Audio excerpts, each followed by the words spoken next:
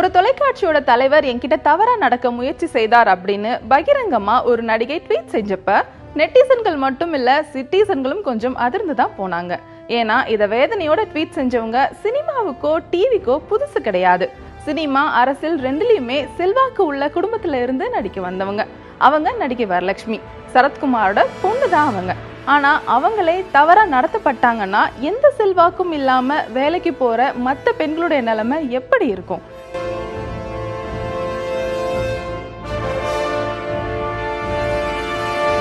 திரையுலகத்துல மட்டும் இல்ல, எல்லா துறையிலுமே வேலை செய்யற பெண்கள் எல்லாருக்குமே இந்த நிலைமை தான் இருக்கு.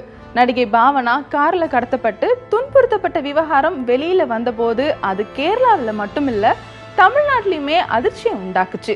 மலையாள நடிகைகள் கூட்டமைப்பு காட்டமா ஒரு அறிக்கையும் வெளியிட்டாங்க. வாய்ப்பு தேடி வரும் புதுமுக நடிகைகள் பல்வேறு தொந்தரவுக்கு ஆளாகிறாங்க அப்படின்னு பகிரங்கமா குற்றமும் சாட்டினாங்க. அதனுடைய தொடர்ச்சியா சில நடிகைகள் தைரியமா அவங்க அனுபவிச்ச கொடுமையான அனுபவங்களை ஷேர் பண்ணிக்கிட்டாங்க. உதாரணமா, ஆரம்பத்துல வாய்ப்பு தேடியப்ப பல பேர் தங்களுடைய இச்சைக்கு உடன்பட வற்புறுத்தினாங்க அப்படின்னு நடிகை லட்சுமி ராய் தைரியமா சொன்னாங்க. பொதுவாவே எல்லா துறையிலுமே பெண் தானே, அவங்களால என்ன செய்திட முடியும்னு அத்துமீற கேவலம் இருந்துட்டு இருக்கு.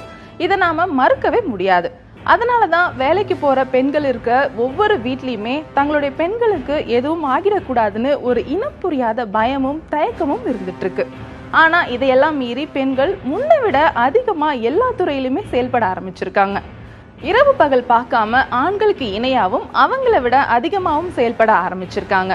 வீட்லயும் வெளியிலையும் சமூக வலைதளங்களையும் பெண்களுடைய குரல் தைரியமா ஒலிக்க ஆரம்பிச்சிருக்கு. உதாரணமா, கேரள நடிகைகள் கூட்டமைப்பு. மலையாள திரையுலகம் நடிகைகளுக்கு பாதுகாப்பா தான் இருக்கு, அவங்களுக்கு தொந்தரவு ஏதும் இல்லை அப்படின்னு கேரள எம்பியும் நடிகர் சங்க தலைவருமான இன்னசென்ட் ஒரு அறிக்கை கொடுத்தாரு. இதனால கோபமடைஞ்ச நடிகை ரஞ்சினி பாவனா போன்றவங்க அனுபவிச்ச கொடுமைகளை மறந்துருச்சான்னு எதிர்கேள்வி கேட்டிருக்காங்க. திரைத்துறையில இருக்கிற பெண்கள் இது போன்ற எதிர்குரல்களை எழுப்புறத நாம வரவேற்க தான் செய்யணும். கேரளாவில மஞ்சு வாரியர் தலைமையில் அமைக்கப்பட்டிருக்கும் சினிமாவில் பெண்கள் கூட்டியக்கம், தமிழ்நாட்டுல நடிகை வரலட்சுமி தொடங்கி இருக்கிற சேவ் சக்தி இயக்கம் பாவனா விஷயம் மட்டும் இல்லாம பெண்களுக்கு எதிராக நடக்கும் கொடுமைகளை வெளிச்சம் போட்டு காட்ட களமிறங்கி இருக்காங்க. இவங்களால திரைத்துறைக்கு வர தயக்கம் காட்டுற பெண்களுக்கு ஒரு நம்பிக்கை கொடுக்க முடியும்.